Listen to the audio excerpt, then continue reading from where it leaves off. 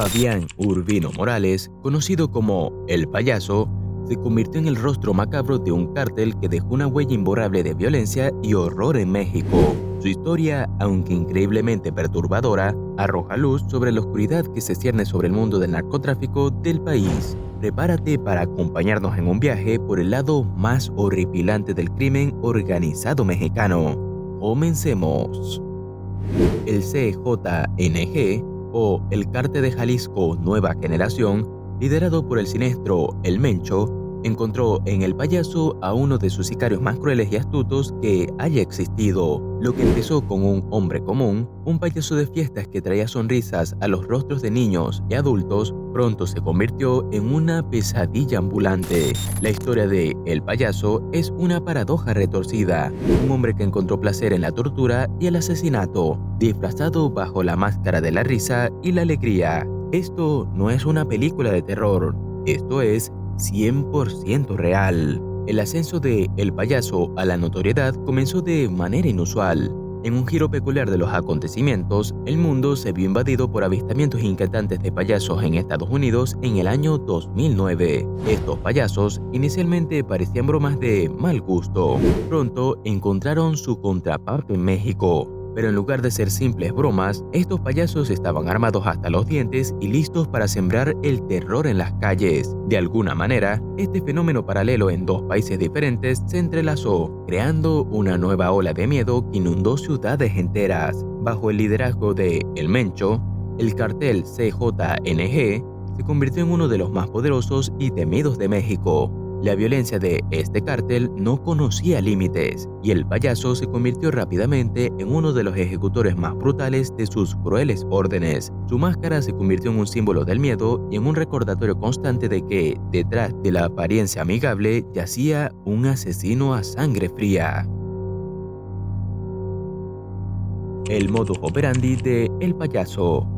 El payaso Fabián Urbino Morales se adentró sin vacilación en un mundo oscuro de asesinatos a sangre fría y tortura brutal. Su modus operandi era particularmente retorcido. Acostumbraba a filmar las torturas y los asesinatos que cometía, disfrutando del sufrimiento de sus víctimas mientras se reía maníacamente frente a la cámara. A medida que la reputación del CJNG crecía, también lo hacía la ferocidad de asesinatos de El Payaso. Los miembros del cártel, incluido Fabián Urbino, no dudaban en enfrentarse a fuerzas del orden, aterrorizando ciudades enteras con su violencia sin sentido, masacrando a rivales e inocentes por igual. Los enfrentamientos armados con la policía y otros cárteles se volvieron comunes, y la sociedad mexicana se vio atrapada en una espiral de caos y miedo.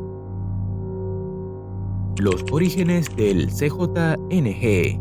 Este cártel se formó gracias a las disputas entre el Cártel de Sinaloa y los Zetas, dos de las organizaciones criminales más poderosas de México. El CJNG surgió como un brazo armado del Cártel de Sinaloa, bajo el nombre de los Matazetas, con el objetivo de combatir a los rivales en Veracruz y otras regiones. El líder del CJNG, Nemesio Oseguera Cervantes, alias El Mencho, era un ex miembro de la familia michoacana, otro grupo delictivo que se enfrentaba a los Zetas. Sin embargo, fue expulsado de Michoacán por sus antiguos aliados y se refugió en Jalisco, donde se asoció con Ignacio Coronel Villarreal, alias Nacho Coronel, uno de los principales lugartenientes del Cártel de Sinaloa. Tras la muerte de Nacho Coronel en un operativo militar en julio de 2010, El Mencho fundó el Cártel Jalisco Nueva Generación, con la intención de mantener el control del territorio y las rutas del narcotráfico que había heredado de su mentor. Desde entonces, el CJNG se ha convertido en una de las organizaciones más violentas y expansivas del país. En los años que siguieron, la sociedad mexicana se enfrentó a numerosos desafíos en su lucha con el narcotráfico. Sin embargo, la resistencia y la determinación de la gente prevalecieron. A medida que las comunidades se unían y se fortalecían, el CJNG y otros cárteles encontraron una oposición feroz en todos los rincones del país. El fin de El Payaso. En enero de 2020, después de una década de terror, El Payaso fue arrestado en el estado de Michoacán. Sin embargo, aunque estaba tras las rejas, su legado de violencia y miedo persistió. Otros sicarios del CJNG, enmascarados como él, continuaron perpetrando atrocidades en su nombre. hombres y mujeres torturados y desmembrados en cámara. La captura de El Payaso fue un golpe significativo para el CJNG, pero la máquina del crimen organizado seguía funcionando, alimentada por la sed de poder, control y sangre. El Mencho, por otro lado, seguía siendo una figura elusiva. A pesar de los esfuerzos implacables de las autoridades, logró mantenerse un paso adelante en todo momento. Los informes sobre su salud precaria y su posible enfermedad de cáncer circularon en los círculos del crimen organizado, pero la verdad seguía siendo un misterio. Algunos incluso especulaban que su supuesta enfermedad podría ser una táctica para despistar a sus perseguidores, una artimaña astuta de un hombre que había perfeccionado el arte del engaño y la supervivencia en el mundo del narcotráfico, tras una larga incursión en el mismo.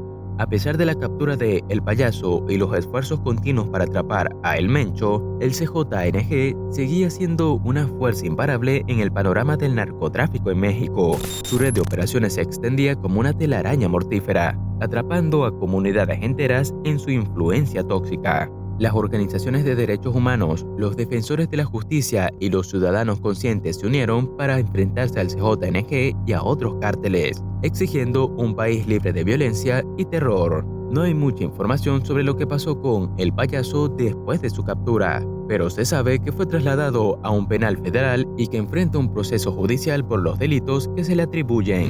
Según una nota publicada el 16 de junio de 2021, El Payaso estaría preso en el Centro Federal de Readaptación Social número 1, Altiplano, ubicado en Almoloya de Juárez, Estado de México. En esa misma nota se menciona que El Payaso habría retomado su antigua profesión de payaso y que haría shows para sus compañeros de prisión. Sin embargo, esta información no ha sido confirmada por ninguna fuente oficial. Pero, ¿cómo ha llegado México a este punto? ¿Qué circunstancias habían permitido que el crimen organizado prolifere de esta manera? Las respuestas son complejas. La pobreza, la corrupción y la falta de oportunidades habían creado un terreno fértil para el reclutamiento de jóvenes en los cárteles. La falta de acceso a una educación de calidad y empleos estables también habían contribuido al ciclo de violencia que asolaba al país. Además, la demanda insaciable de drogas en los Estados Unidos y otros lugares del mundo alimentaba el negocio del narcotráfico en México. Los cárteles aprovechaban esta demanda, inundando los mercados internacionales con drogas mortales y lucrando a expensas de las vidas humanas. La guerra contra las drogas, lejos de poner fin al problema, parecía haber exacerbado la situación, creando un ciclo interminable de violencia y represalias. En última instancia, la historia de El Payaso y su conexión con el CJNG se convirtió en una advertencia para las futuras generaciones, una advertencia sobre los peligros de la violencia desenfrenada y la necesidad apremiante de abordar las raíces profundas de este problema. A medida que México avanzaba hacia un futuro incierto, llevaba consigo las lecciones aprendidas de una época oscura, recordando al mundo que la esperanza y la unidad podían vencer incluso a los enemigos más implacables. ¿Qué piensas de la historia del CJNG y de El Payaso? ¿Crees que este tipo de organizaciones delictivas siempre prevalecerán en México? Déjanos tu opinión en la caja de comentarios. Si el video te gustó, regálanos tu me gusta y no olvides suscribirte para que no te pierdas nuestro próximo video.